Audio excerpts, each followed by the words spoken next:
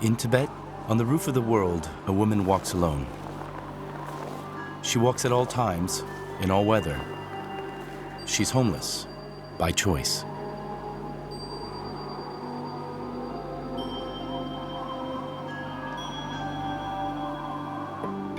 Annie Rigsang is a wandering nun, searching for spiritual traditions in Tibet that are today in danger of disappearing.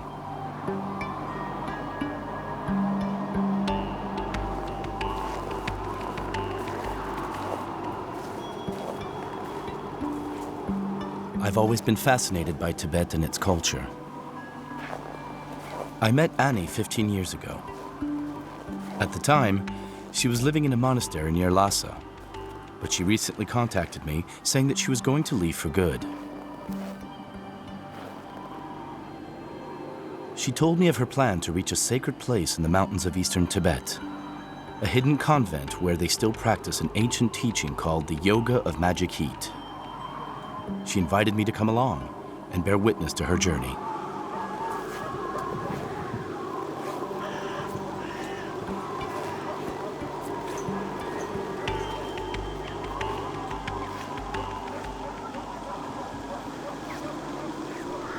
At the start of our expedition, Annie tells me about an ancient pilgrimage inspired by one of the founding legends of Tibet, the legend of the demoness sleeping over the roof of the world.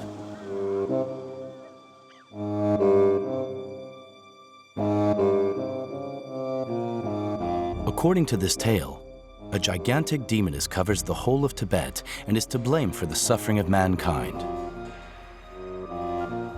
1,500 years ago, to suppress her energy, the king Sansen Gampo decided to build 12 temples over her body. He ordered an army of warrior priests to walk and meditate over these vital points in order to contain her evil power.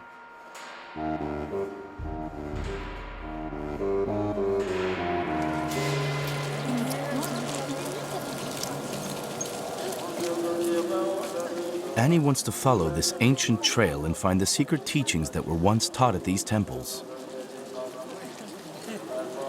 We meet in the town of Yarchin, on the shoulder of the demoness, more than 1,000 kilometers from Lhasa. It's a gathering place for mystics and yogis, where Annie seeks an audience with the Grand Master Achung to inquire into the mysterious teachings called the Yoga of Magic Heat.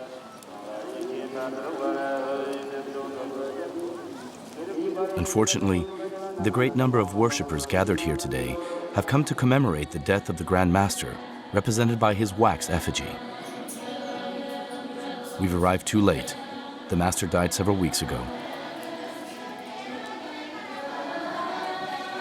Annie seems discouraged. I feel she's overcome by doubt about the outcome of our journey.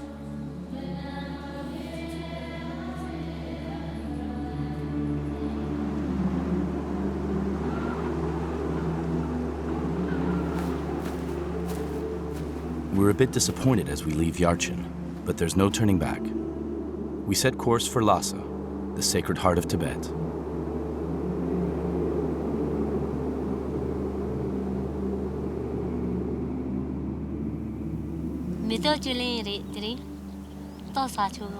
We have a duty to take care of our body.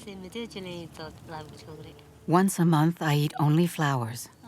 It's an ancient Tibetan practice for prolonging life. The secret is not to eat too many. All medicine is more powerful when taken in small doses.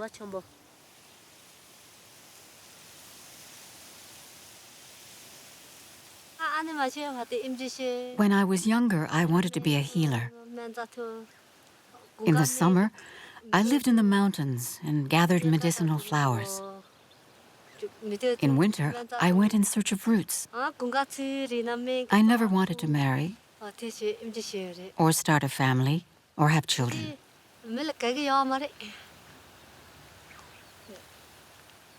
Love, for me, is not a personal relationship. A Buddhist nun sees all living beings as her children.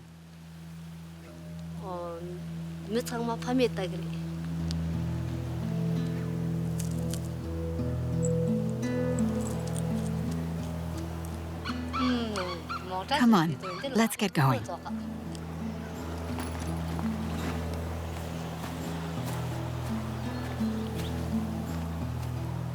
As I travel with Annie, I remember just how much Tibetan culture is still bound by a perception of a sacred geography.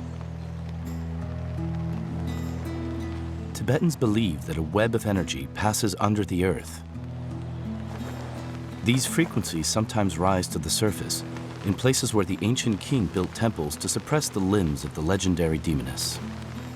At these vital points, it is said that meditation becomes effortless, and man can tame the earth to appease the demoness.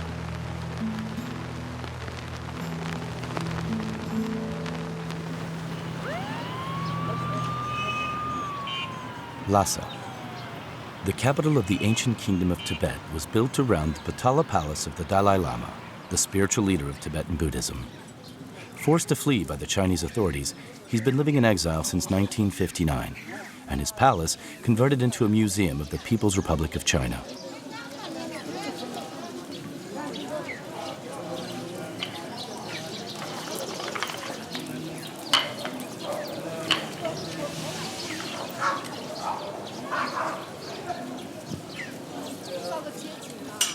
Lhasa wasn't built just anywhere.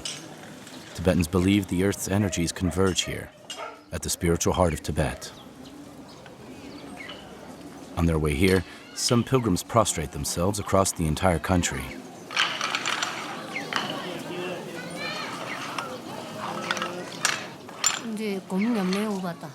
While prostrating, the pilgrim and the earth become one, purifying the three doors of their being: body, speech, and mind.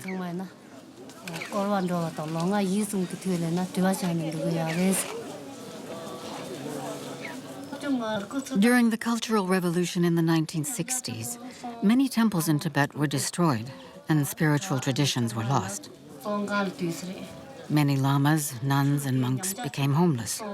But the temple of the Jowo, the most sacred of them all, was miraculously spared.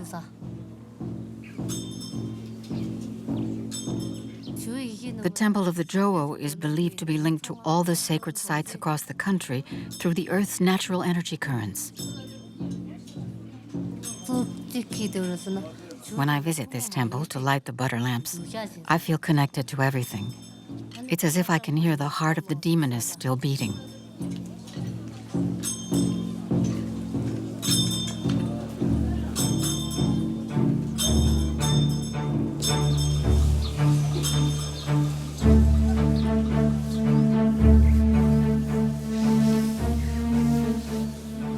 According to legend, the Temple of the Jowo was built on the heart of the demoness. But Lhasa no longer feels like the vibrant place it once was.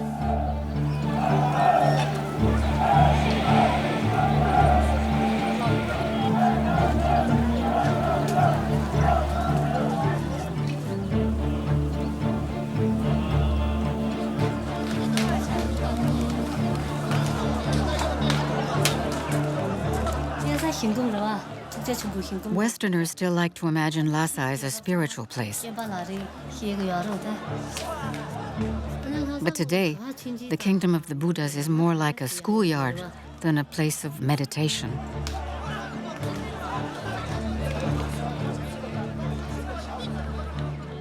I don't dress up in religious robes anymore. I've let my hair grow. This way I become invisible. People don't notice me as much.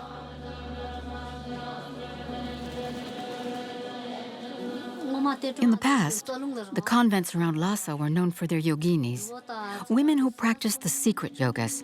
But that's all changed. New rules say that all nuns must obtain a diploma in Chinese, but I'm too old to learn a new language.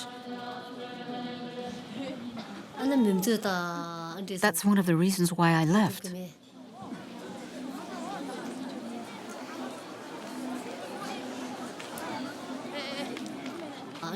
Anyway, it didn't feel right here anymore.